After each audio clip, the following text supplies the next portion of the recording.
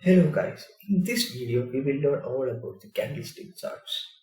Now before we move ahead, we will actually try to understand the history of Japanese candlestick charts.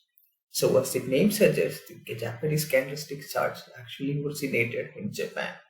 Its first usage dates back to the 18th century from the rice merchants in Japan.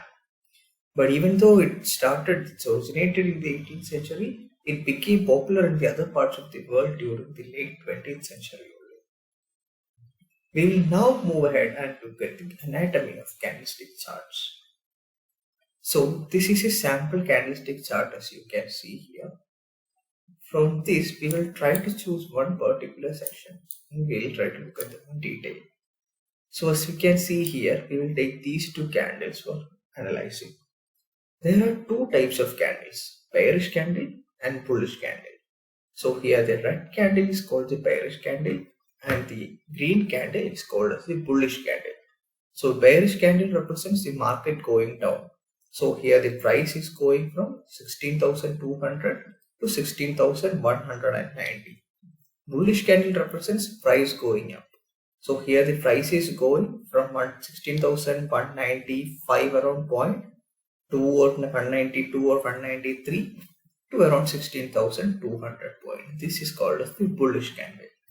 And this will be the bearish candle. Now a candle has two major parts. The first one is called the body, which is this rectangular colored space, and the second one is called the wicks, which are the lines that we see on the top and bottom.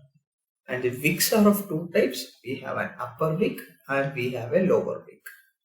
Now to analyze the anatomy of a candle, depending upon whether it's a bearish candle or a bullish candle, it reverses. We will first take the example of a bearish candle. So for this candle, the top part is called as the open price. So if we look here, we can see OHLC. Here O is the open price, C is the close price. So for this particular candle, the price opened here around 16,199 and this is the closing point. The price closed at this point, the price that corresponds to this. Or we can see it in the top 16,192. And in between the wicks represent the highest and lowest point achieved during this time frame.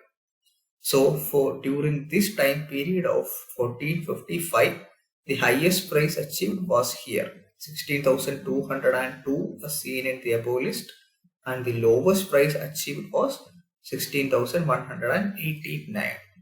So it could have been such that the price started here, then it moved up to this high point, then it went down to the lowest point, and finally the price closed here.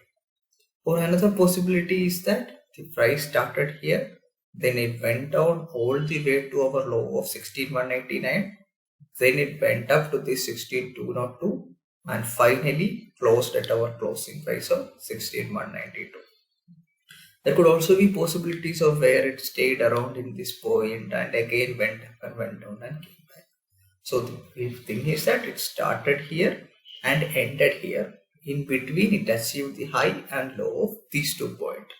So this is the case for a bearish candle, the red candle. Now looking at the case for a bullish candle or a green candle, we can take this to understand better. So for a bullish candle, it's the opposite. The bottom part is the opening price and the top part is the closing price. So in this case, the price opened here, which as we can see on this list, the price opened at 16,211 and the price closed at 16,218. In between, it achieved a top point of 16,219 and a bottom point of 16,209. So it could have been such that the price started here, went all the way up to this high point, again came all the way down to the low point and finally ended up at our closing price. Or it could be such that the price started here, went down initially, then went all the way up here and then again finally closed at this price. So that is the case for reading a bullish candle.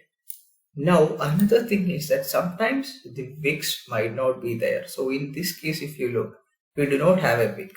It means that the open price for this candle and the lowest point would be the same. So it started here and then it didn't go back. It went all the way up during this time period.